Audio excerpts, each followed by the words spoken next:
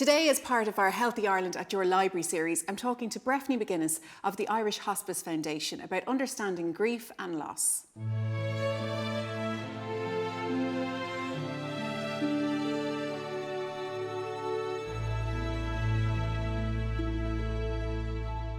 So Breffni, can you let me know your work with the Irish Hospice Foundation, what it is you do? Sure. I work in the area of bereavement with the Irish Hospice Foundation, and that's one of our key areas. A lot of people will know hospice for helping people when they're dying and supporting their loved ones. And I suppose a key part of that is supporting people after the person dies, and that's the area of bereavement. And we have a particular section in the Hospice Foundation which deals with this, and that's the area that I work in.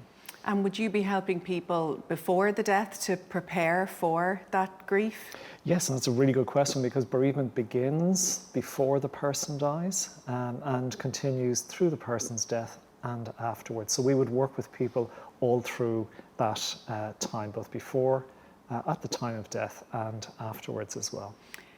And Breffni, what is the end goal of grieving? So the goal of grieving, Claire, is really about learning to live with the death of my loved one. It's really about helping me to integrate that person into my life in a new way. It's not about getting over that person. It's not about fixing my grief. It's not about getting rid of my grief. It's about how can I bring this person with me in a new way and relate to this person in a new way. They're no longer physically present. They are now dead, but they're still alive with me and through me. So the goal of grieving is to help people to learn to live with the loss in their life in a new way. It's an uncomfortable conversation to have, and I can understand why, but we should become more comfortable talking about death and grief, because it's one of the most certain things in life. Yeah, I think that's a really good point. It is difficult to talk about death. Most of us get up in the morning, we don't think we're going to die, and yet the reality for many people today in Ireland is that they will die. So that's a difficult area to speak about, and it's difficult for loved ones to speak about it. And yet, as you've said, if we can speak about it, it makes it easier for both the person themselves and for those excuse me, who are close to them. So how should we talk about it? Should we let everybody know what our preferences are? Should it be breakfast table topics? It would be wonderful if it was breakfast table topic. I think we should take whatever opportunity might arise. It might be at the breakfast table, it might be out on a walk, it might be at a quieter moment with somebody. But I think the really important point would be to talk about our preferences, to talk about death, to talk about maybe what we would like for ourselves and what we wouldn't like, and so that people know that beforehand. Because what can happen is if we don't have those conversations and somebody gets ill, we tend to then become quite, I suppose, emotional, and that's natural. We're trying to deal with the situation, but what often goes out the window then are maybe the kind of quieter conversations around what would you really like, what would be helpful for you, what would make a difference to you. And if we know that beforehand, we can act on that, we can do those things. For example, I may want to hear relaxing music, a particular type, I may want to hear rock music, but if I haven't had that conversation with my loved one, they won't know about it. And then what tends to happen is people make decisions for us, if we're the person who's dying, which mightn't be actually our preferences. So it's really important to engage. It's a difficult topic. We don't like talking about it. And I suppose that goes back to a kind of fear that most of us, including myself, would have around dying. And it is that's a topic that we kind of keep at arm's length. But the reality is that all of us are going to die at some point. And if we can talk about it to the ones closest to us, let them know what it is that's important for us, and also put in place the things that we need to do around our own affairs. That can be really important, particularly if we have children, if we want to make sure that they're looked after. It's really, really important that we can say, well, look, okay, I have this illness, I may be dying. How can I put in place what I need to put in place for my children, for my other loved ones, for my friends that are important to me. These are really, really difficult conversations, and we really find it very hard to go there. I suppose what we in the hospice would try and encourage is people to acknowledge the uncomfortableness, but take a step over that and actually open up around those topics. And so what is grief? What is the definition of grief? Well, grief, very simply, is losing someone or something that's significant to me. And that's the key for understanding our own loss and understanding the loss of somebody else. What's the significance of the loss for that person? So my mother might die. I have 2 sisters. Each of us will experience different grief around my mother's death. Why? Because we're different people. We're at different points in our lives, and we experience her death differently. I have a different relationship with my mother to my older sister. I'm the youngest in the family. So even the same death of a person in a family will be experienced differently by different members of that family. And that's sometimes what kind of give rise to tensions. In families, let's say, again, if I give the example of my mother dying, we might expect that my grief is going to be the same as my sister's grief or my aunt's or my uncle's grief. And it's not. It's different because we're different people.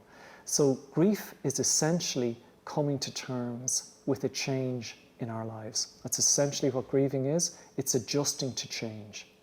And that change is very profound when it's somebody who dies. Because when somebody is with us and they're around us, we don't notice what it would be like if they weren't there until they're gone. It's like that hindsight that we have when somebody's gone and we realize, my God, I didn't realize I missed this person so much. And I suppose the message we'd like to give to people is that grief is normal.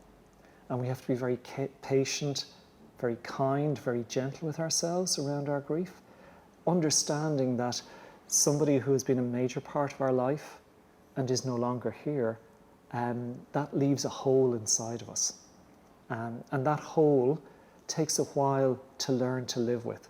And I don't say get over, because it's not about getting over our grief. It's about learning to live with the loss in our lives and growing our lives in relation to that loss. So it's not a negative thing, but grieving does take time, and it takes time to adjust. So one of the most important things that we would say to anybody who is grieving themselves, or anybody who may be supporting somebody who is grieving, is firstly, be very gentle, be very kind, be very patient with yourself. Allow your feelings. And with grief, we've got a range of feelings that can come at us from all different sides. Some of them might surprise us. So certainly we may feel sad, we may feel upset, we might feel angry, we might feel guilty that we haven't done enough for our loved one. We might feel regret. And again, when somebody dies, we gain a clarity about that person that we don't have when the person is alive. And we may look back and think, oh my God, why didn't I say to them that I love them more? Why didn't I maybe forgive them a bit more? Or why didn't I say that to them? And that is actually a normal part of grieving, the going back, the looking back over, and each of us coming to terms ourselves with the death of that person and what they meant in our life and what they mean now in our lives, and integrating that into our lives now. And how do you reconcile those feelings? How do you make peace with any of the questions or the anger you might be left with? It takes a bit of time. The grief kind of comes and goes in waves. So I suppose what we would say is this will be a process of adjusting. So while death is an event, grieving itself is a process. And that process, it isn't linear, as in stages. It's a bit more like a roller coaster. It kind of goes up and down. So how do we do that? It takes time. And we have to be, as I say, very gentle with ourselves. So another recommendation we would make for people who are grieving is find people who will just allow you to be yourself, however that is. If you're sad, if you're upset, if you're feeling a bit down, if you're happy and you don't want to talk about the grief today, that's fine. The real key thing is to find people who will just allow you to be how you are. And what we would say is seek those people out. You'll know them. You'll know when you're with somebody who can just say, look, it doesn't matter how you are. Just, okay, today I'm feeling sad. Today I don't feel like getting up. Today I don't feel like going to work. But does it come to a stage where at the start, obviously, at the funeral, the removal, anything like that, you're surrounded by people who keep asking, how are you? Are you okay? Does there come a time, a couple of weeks after that, where you feel you shouldn't be talking about it anymore and you don't want to bring people down, or people are afraid to ask you about it? We shouldn't be tied down by timings. There's no timeline on grief, as you said. Yeah, I mean, there's a couple of things there. I would agree with you. You know, again, at the funeral, and we tend to do funerals fairly well in Ireland. People come together, and that support is really important and really needed. But again, people are saying, you know, how are you and how are you doing? Interestingly, grief takes a minimum of 2 years. We would say a minimum of 2 years, nothing else going on in your life, so all other things being equal, to come to terms with the major aspects of a loss. And it's a bit like at the start, around the funeral, and that we tend to be in shock. And we're just kind of going on autopilot. And what we would say is, and the research would support this, generally it's around 6 to 18 months after a death where the reality of the loss begins to hit us. And that is precisely that time where I think you're alluding to there, where people may kind of say, well, you know, I hope you're doing well, but, you know, can you... Yeah, 18 months on, you might not necessarily really grab somebody by the hand and say, are you doing okay? But that's when the reality hits, you say. 6 to 18 months, yeah. Now, it depends on the person, it depends on the circumstances, but what we know is that initially after, let's say, the death of somebody close to us, we tend to be in shock.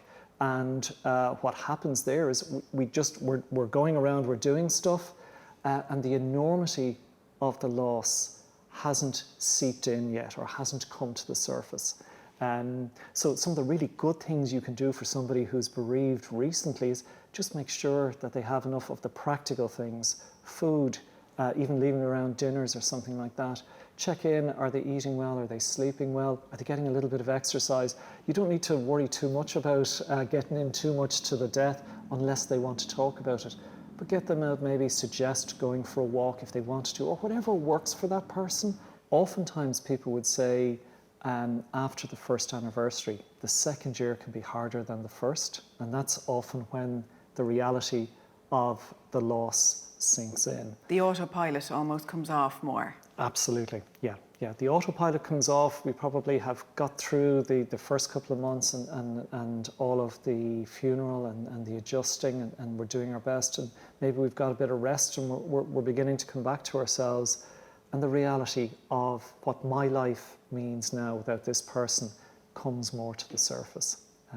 That's why it's really good if you're supporting somebody who's bereaved to check in, particularly around anniversaries or key times of the year, things like Christmas time, Easter, holidays, anniversaries of any type, if it's a birthday or a wedding anniversary, depending on the relationship you have with the person. And what's a good thing to say? Because it's very hard to know what the right thing is. So is there a wrong thing to say? I suppose maybe if we look at it in terms of, is there a right thing to say first? The right thing would be if the person hadn't died. So what we would say to people is, don't beat yourself up trying to find the perfect thing to say. Be yourself, be authentic. It's absolutely okay to go up to somebody and say, I really don't know what to say to you. I just want you to know that I want to support you. And at times like that, I think what's really important is that people get a sense from us of our humanity and our support for them. Don't be too worried if it comes out a bit clunky. If you can, try and avoid certain things. Be aware maybe that we might feel uncomfortable, we might be struggling to find something to say. What I would say is take the risk and say something. Try and think of, how can I help this person? And if I'm really, really stuck, say, look, I just don't know what to say. I'm really sorry. Sometimes silence can be very good as well. Our presence with somebody can be really, really telling and really, really supportive. Just knowing that somebody is there and is acknowledging that this significant event in your life has happened. I think sometimes we forget to just listen, and it's coming from a good place that you want to say, why don't you try this? Have you considered that? Oh, I have a similar story.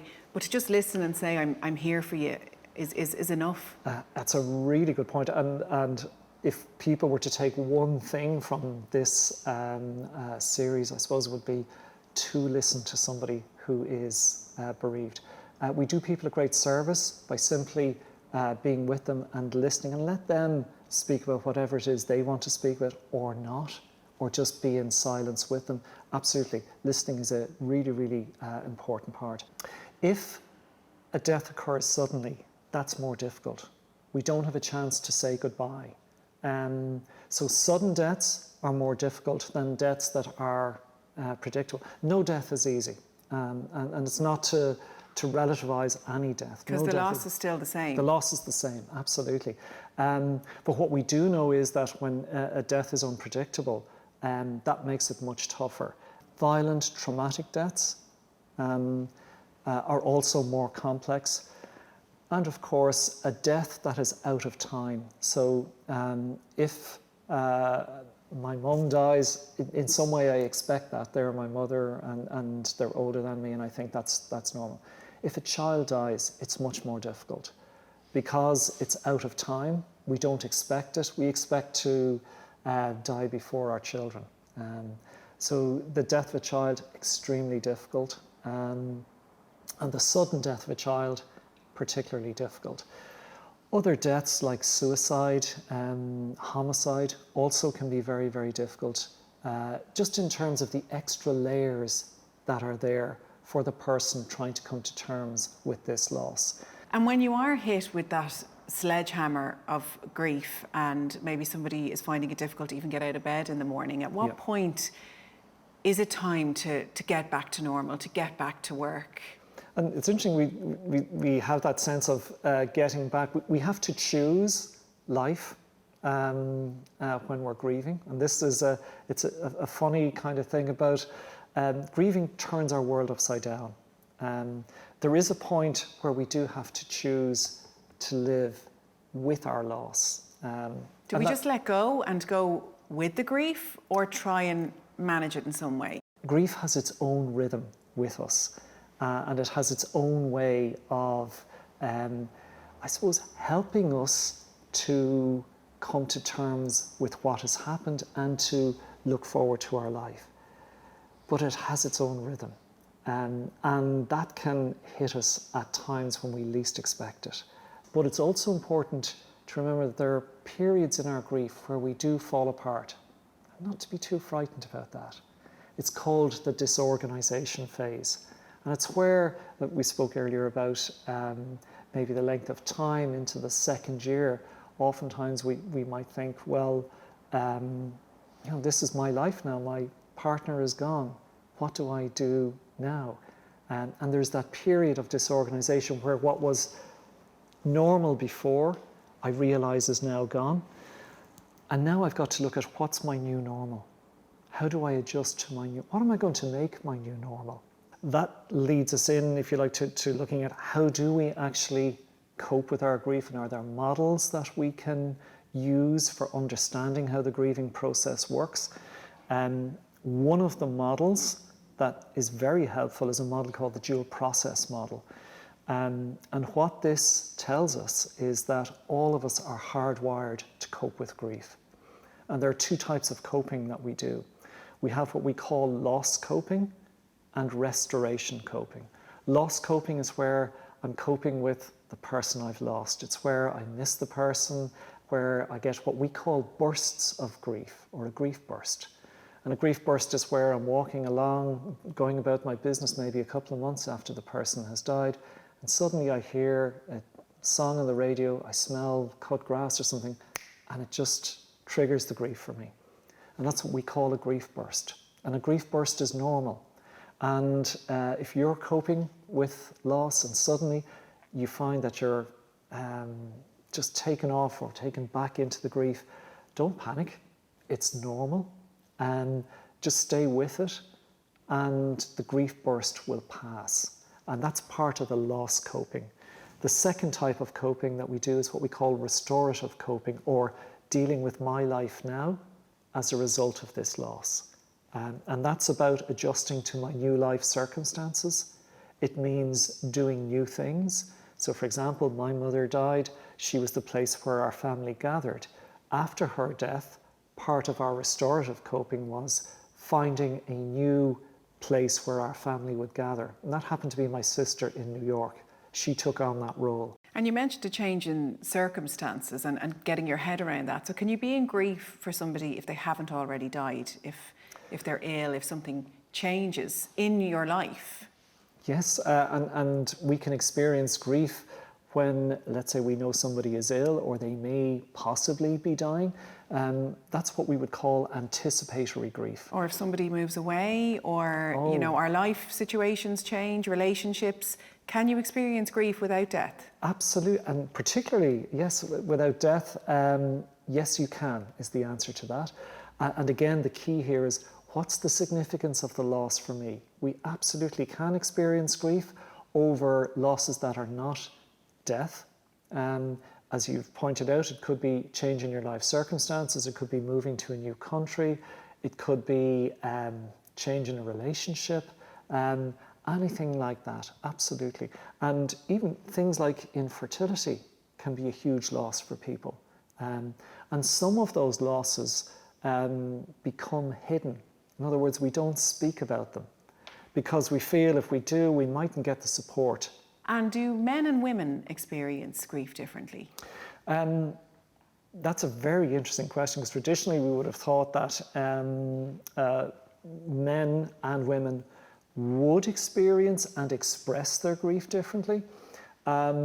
Traditionally there would be a sense that women would be looking to the support of other women whom they might cry openly or express their emotions openly. And traditionally we might have thought of men as, well, they might appear strong, they might deal with it on their own, they mightn't talk about it.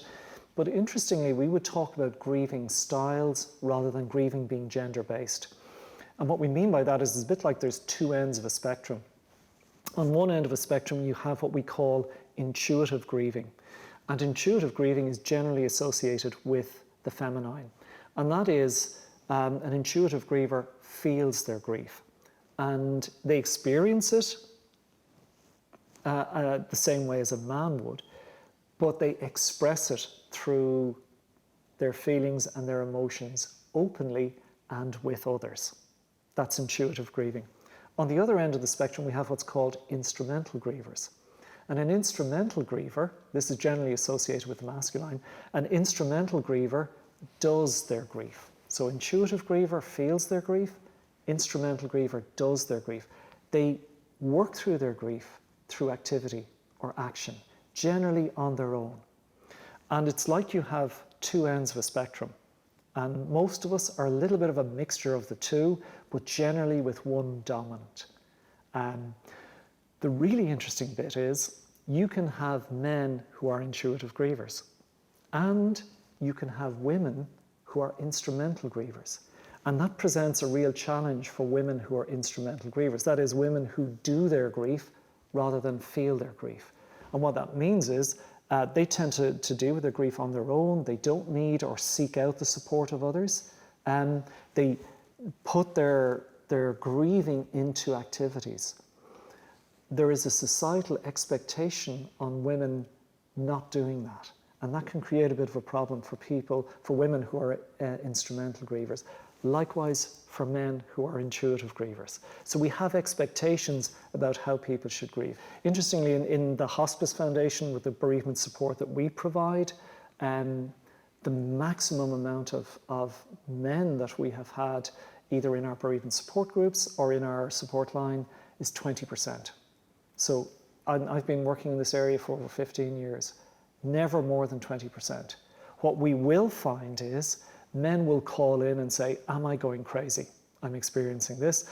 And if you talk it through with them and say, thanks very much, that's great, and they're sorted at that moment.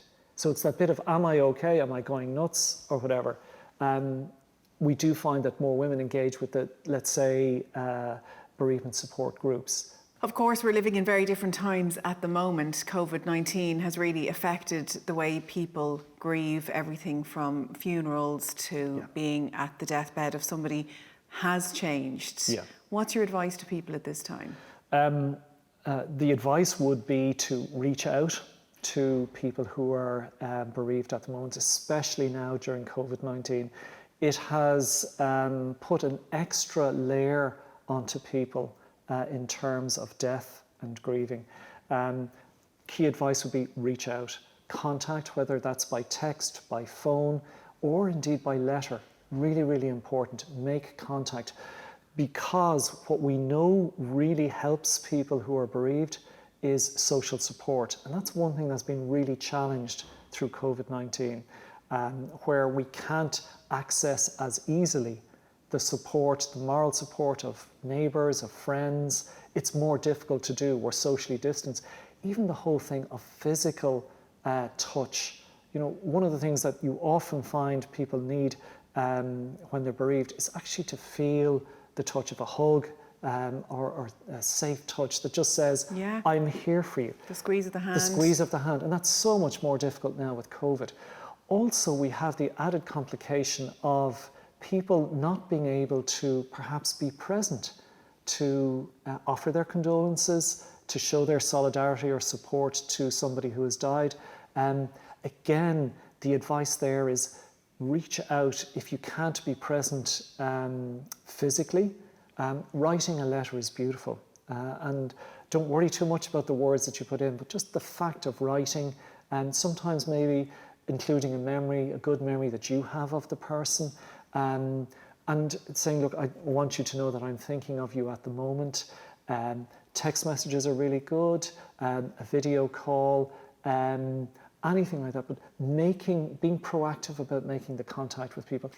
You mentioned how important it is in people's grief for their feelings to be validated and acknowledged. And one way you can do that for yourself is by realising you're not the only one who feels that way. What are some of the resources people can reach out for to get support? There are really good resources which people can reach out for around bereavement. I'm going to mention the libraries first. There's great resources here in the libraries, both in the Healthy Ireland series. There's books for both adults and for children. The Irish Hospice Foundation has an information hub called Care and Inform, and that's with all matters to do with end of life and bereavement. The Irish Hospice Foundation also has a bereavement support line, and this is a free service which is available Monday to Friday, and we'll be providing the number for the Irish Hospice Foundation bereavement support line here. There's also other resources available in the HSE, have resources on, I suppose, what services are available for people dying, and also on grief. The Irish Childhood Bereavement Network is an excellent network which provides a wide range of resources for children and grief. And that's the childhoodireland.ie. Well, I did read a really good line that you can't have grief without love. And I think it's quite comforting for people to know that if you're feeling the grief, it's because you had a great love. Yeah, I think that's an excellent way of putting it. We grieve because we love. We grieve because we connect with people.